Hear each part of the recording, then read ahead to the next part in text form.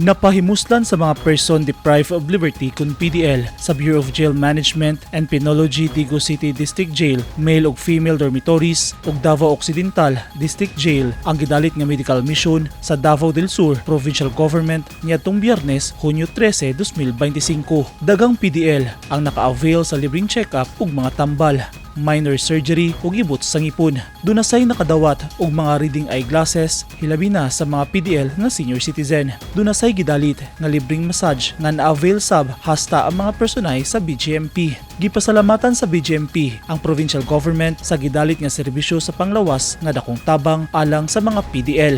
Dakong pasalamat ang gipaabot sa mga PDL nga nakabenepisyo sa medical mission sa gobyerno kay sa ingon niini nga paagi mamonitor ang ilang panglawas bisan na naa sila sa pasilidad nga limitado ang ilang lihok. Eugene Hinutan, Newsline Philippines. Stay safe.